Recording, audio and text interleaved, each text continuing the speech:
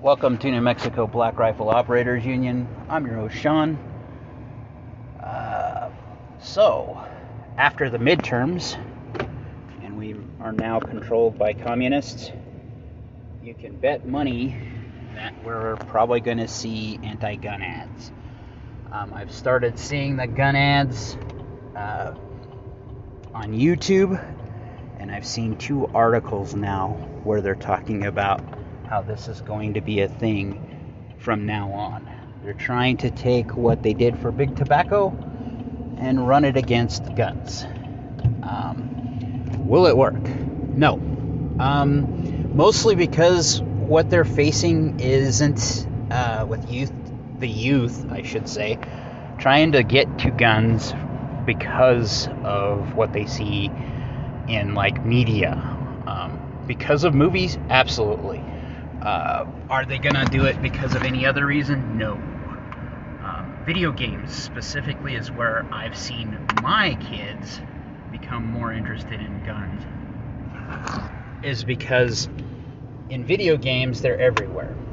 And the more video games that they show, the more realistic they get, the more you start seeing guns. Do I think that's causing gun violence? No. I think what we're seeing in society kind of reflects every problem we've had with the gun industry and the gun arena for years. We're seeing in society a group of people that have been coddled and had everything dealt with for them. And now that they're aging into being adults, they don't know how to compensate or cope with life as it is. So, what we're starting to see is people looking for justice in their mind the only way they see how. So they take their pound of flesh out using what they have at their fingertips, so to speak. Now, what does that mean? Does that mean that there are too many guns in the world, too many guns out in accessible use for these people? No, it just means that they've been around there forever. We're just now starting to see the problems of extended use of the internet, extended use of social media, and honestly, helicopter parents. Helicopter parents basically coddling kids is where I seriously have always had a problem with this. I mean, you talk about participation trophies. Now, my kids may have got 1 or 2 of those, mostly from their coaches, not me, because I was pretty hard on them about making it through the easiest parts of life. Get out there and do stuff. Now, I know I'm probably one of the rare few. I know their mom was too. But I think that there's a lot of kids, especially, which would have been my sister's age, millennials, that don't have any of that internal locus of control. They have no clue what the hell, who's responsible for what. That's the best way to put it. And to be blunt, I don't think they care. I think they only care about themselves, and that's a function of society. The days of having people that care about those around them and the greater good, I think is dramatically coming to an end, especially with Gen Z. They are all about themselves, not anything else. I'm not picking on generations, so to speak. Not saying my generation is perfect at any means. We could have been a hell of a lot more engaged with the boomers and trying to make our world a better place, but instead we kind of checked out. And that's because we knew that there was no way any of the things we had ever wanted would ever be gotten done until we got old enough to do so. We're now at that age where we're the seniors in most corporations. We're the leadership in most corporations, the Generation Z guys, with the millennials on their way out. not millennials, boomers on their way out for retirement just because of age. The millennials that are getting in there are usually inexperienced, usually good leaders, but it takes them a while to get experience on how to lead people correctly.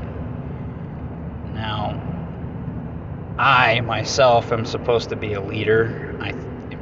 That's kind of what my job is. The problem is that I lead by two ways: by example, by showing what I can do, by supporting my people the best way I can, and the last way is getting out of their damn way. And this is something that I think is really a big deal in the world today, is we have too many people that, if they're left alone and they don't have any, how do you put it, leadership or guidance, they start to drift and do stupid things. Now, my people I'm working with in my department, they're all Generation X. Why does that change? Well, for one thing, it changes the paradigm of how we think of work. Pull your own weight is basically a Generation X thing. Millennials will do either more work or absolutely no work, and there is no in between. And Generation Z, those guys firmly would like to be the dudes in the closets coding and not out and about having to work. I understand Generation Z a little bit. It's a lot like my youngest son, and he is Generation Z. But I understand what they're trying to do. Having experienced, and I've said this enough, at the blowback of a shooting, I understand what they're trying to do. They're trying to go after it the same way they did big tobacco. Was it effective? Well, there's still people smoking, isn't there? There are newer generations smoking. So while it may get it out of the public eye, will it stop or solve the problem? Absolutely not. What does that mean? We're going to see a ton of ads across everything. They're going to try to push this to where little Johnny should never should see a gun. Does little Johnny see a gun that his dad had or his mom had? Report to this. This is the slope that I've been worried about. Because what they're going to do is turn normal citizens into reporters to the federal government, into the state government, and then that starts the ball rolling to see if you're a fit parent now.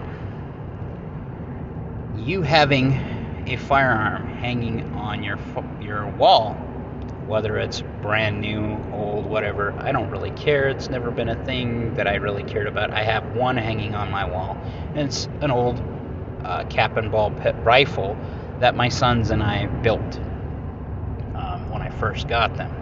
It means something to us, so that's why it's hanging there. But in general, I've never had a problem with it, because that's your heritage. I grew up, my uncle had a rifle hanging over his mantle.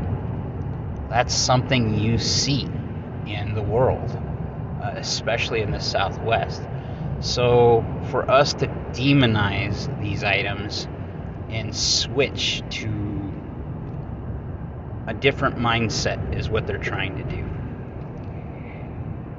You can expect this for any of the sins, I think is how I'm going to put it, that are still considered by groups of people. Now, sins: drinking, smoking, doing drugs,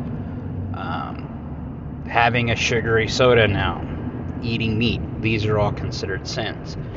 Owning a firearm, they're trying to stigmatize it instead of destigmatize it. That's where we come in as the Black Rifle Operators Union. I want all of us out there showing how great the 2A is and how normal it is to have a firearm in your possession, maybe even on your person.